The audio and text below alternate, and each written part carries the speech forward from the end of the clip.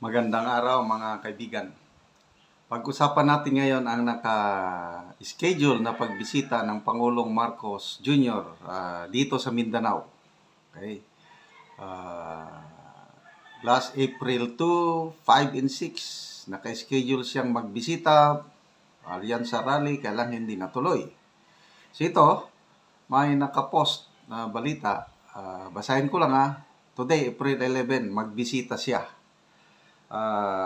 Dalawa ito, registration. Una, yung Brigada News, Cotabato City. Basahin ko Nakatakdang magtungo sa Maguindanao si Pangulong Bongbong Marcos sa April 11, 2025. So ngayon, inaasahang pangungunahan nito ang isang aktibidad ng National Amnesty Commission sa Awang Dato Udin Sinsuat. Haharapin din nito ang hanay ng 6th Infantry Campilan Division.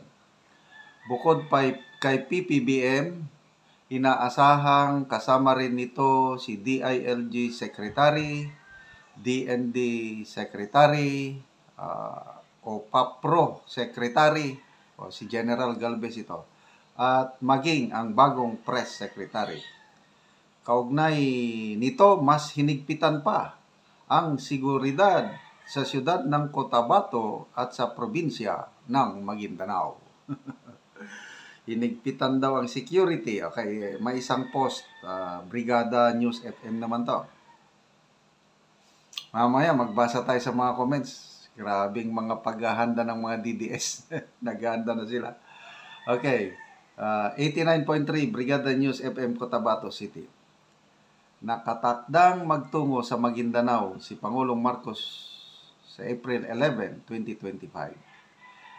Inaasahang pangunahan nito ang isang parehas din yung nabasa ko. Higpitan ng security. Yan ang post. BBM bibisita sa Maguindanao. Okay. Comments. Ito. Manot Masla Mapulo. Maglagay kayo ng humps na marami sa dadaanan niya.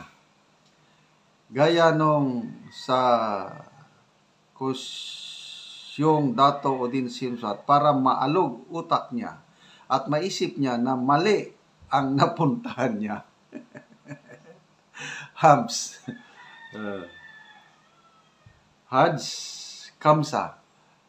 Ito, mga nagko-comment karamihan nito, mga kapatid nating Muslims. Correct. Bawat isang tao mag-volunteer na lang para kay Tatay Digong.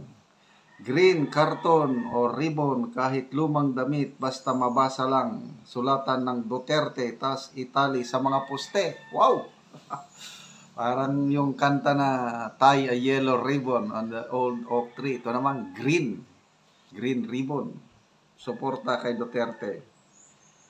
Good one, good idea. Andy Lingkal.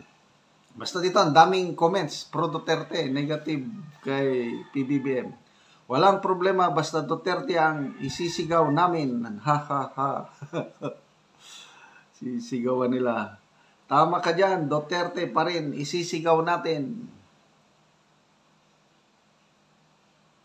Not, mahinay. Tama ka ate, Duterte pa din kahit anong mangyari. Tama. Saida Raop. Hindi ka welcome sa Cotabato. Solid Duterte kami. Huwag mo nang ituloy ang pagpunta mo dito. Kasi nga, biglang hindi tinuloy yung April 2. So ano bang dahilan? Dalawa lang yan. Either umiwas sa posibleng gagawin ng mga Duterte supporters. Kasi nga, nagdagsaan ng mga DDS sa KCC Mall opening at sumisigaw na ng Duterte.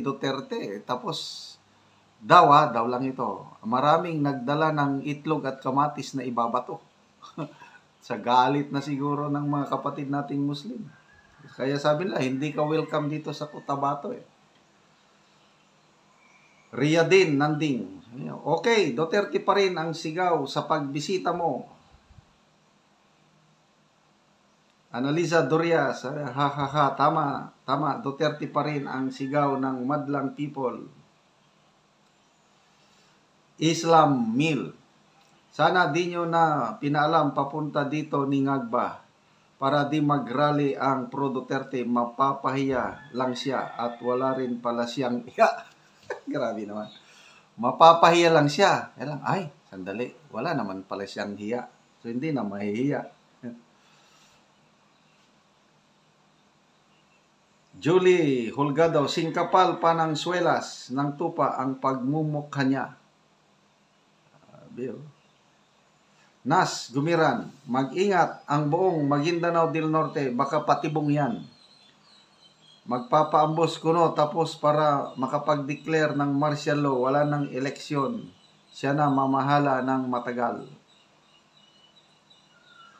Miggy Hopes, maganda, wag na palampasin, wag na pauwiin sa Manila.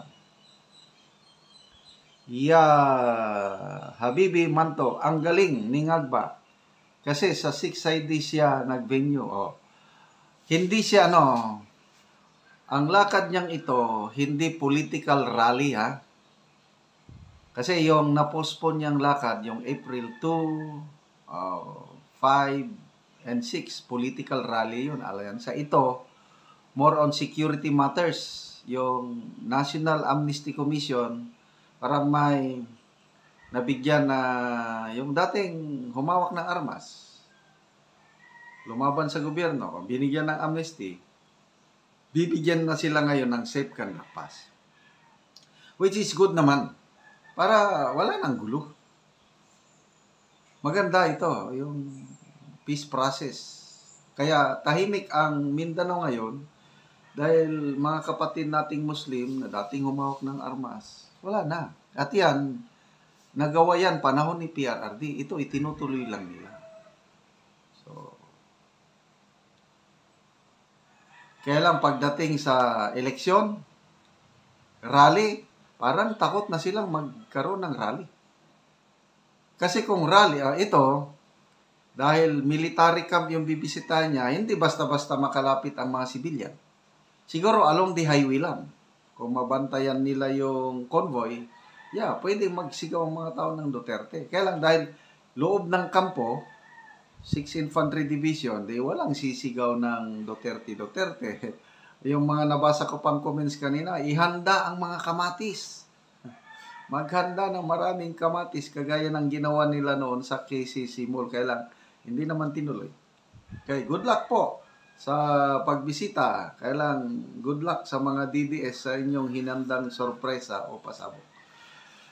Mga kaibigan, salamat sa inyong pagsubaybay sa ating channel. Nakakatulong kayo ng malaki sa tribong Talandig sa Bukidnon dahil ang sweldo natin ay ginagamit pantulong sa tribo. Namimigay po tayo ng yero at pako para ma-repair ang mga sira-sirang bahay ng tribong Talandig. Panoorin nyo ang video na ito. Mao na pod ni kadtong lansang nga ipanghatag sa Gabalay. O amo ni karong timbang-timbangon ihatag sa mga tao nga magbalay. So 8 ni tanan ka karton.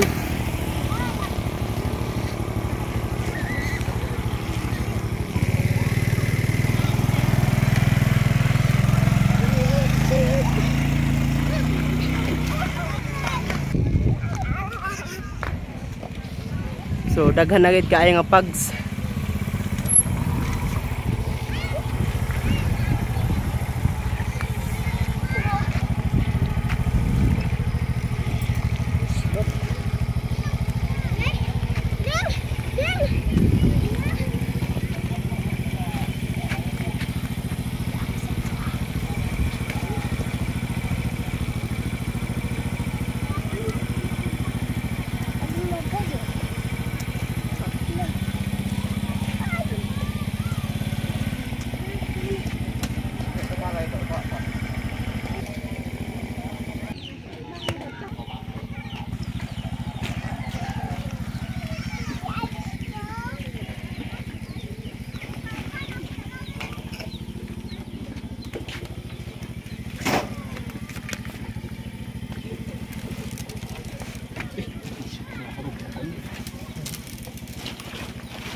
Kalau baik kalau lu.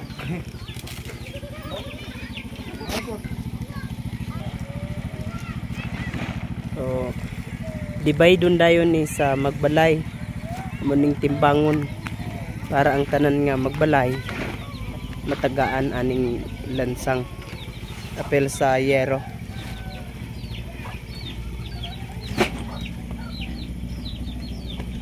Berhenti dia.